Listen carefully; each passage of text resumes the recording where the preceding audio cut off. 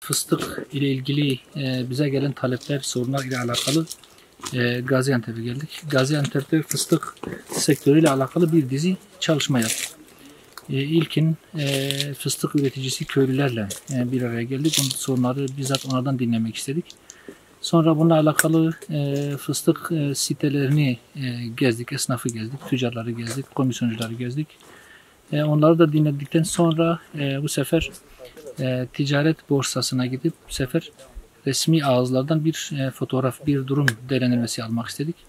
Şimdi de tarlalarda fıstıkların durumunu görmek istedik. Maşallah Allah-u Teala bu yıl iyi vermiş, iyi bir ürün var ama Allah-u Teala verdiği halde çiftçinin, üreticinin derdine derman olmamış.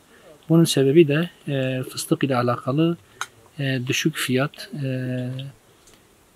Bununla birlikte komisyoncuların ortaya koyduğu tutum, tüccarların ortaya koyduğu tutum ve bu işe sahiplik edecek bir resmi kurumun, bir birliğin olmaması gibi nedenlerle sahadaki sorunlar çözülmemiş ve üretici olan köylülerimiz, çiftçimiz maalesef hak ettiklerinin emeklerinin karşılığını alamıyorlar.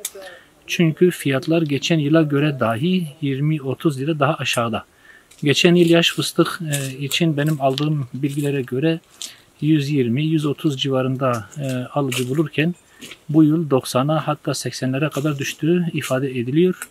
Ve bu çiftçi için, üretici için, köylü için çok ciddi bir sıkıntı. Bir taraftan maliyet fiyatlarının çok yükselmesi dururken, masraflar katlanırken bir taraftan da fıstığın fiyatının düşürülmesi çiftçi açısından çok ciddi bir sıkıntı ve borçlarını dahi karşılamaktan artık ciddi bir sıkıntı ile karşı karşıya kalmaktadır.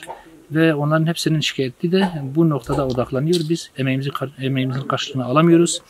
Biz ürettiğimizi satamıyoruz ya da istediğimiz fiyata satamıyoruz. Sattıklarımızla biz geçinemiyoruz. İlacının, mazotunun, gübresinin parasını dahi veremiyoruz. Bir yıl boyunca bizim başka gelir kapımız yok. Tek gelir kapımız, tek geçim kaynağımız fıstıktır.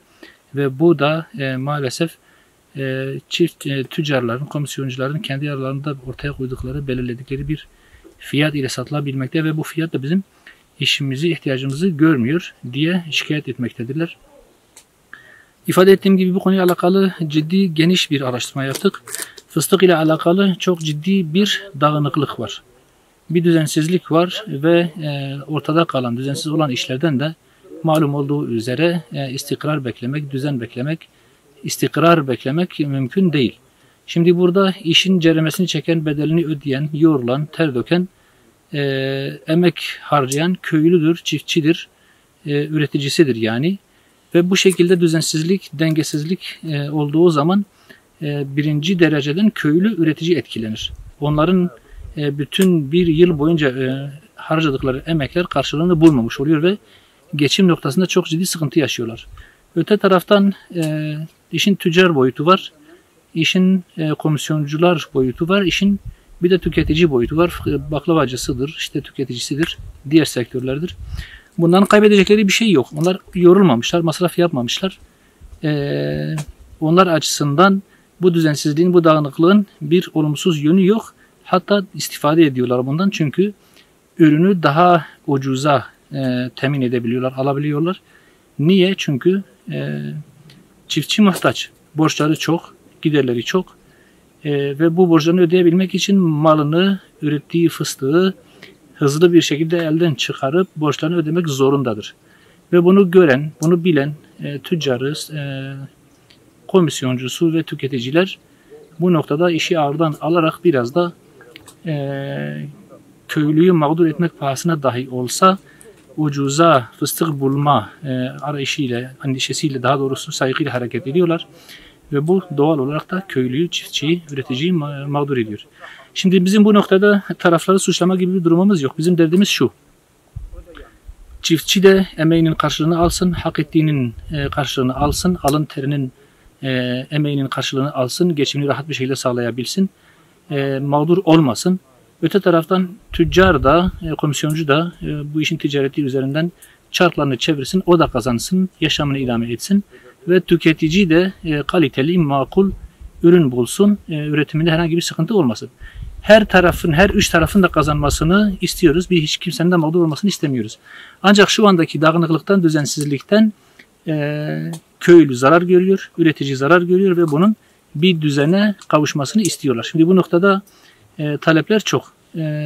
Bir fiyat belirlenmesini istiyorlar. Devletin bu işe el atmasını istiyorlar. Bir birliğin kurulmasını istiyorlar. Böyle olunca devlet bir fiyat belirlemiş olacak ve fiyatın daha aşağılara inmesine engel olunacak. Bu onların daha çok talep ettiği husus.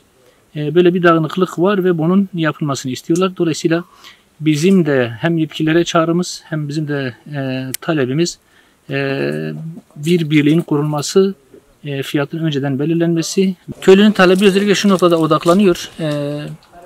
Devletin fıstık üreticilerini desteklemesi talebi var. Bu tabi mazot, gübre desteğinden ziyade doğrudan bir destek şeklinde, ürün desteği şeklinde bir desteğin yapılmasıdır.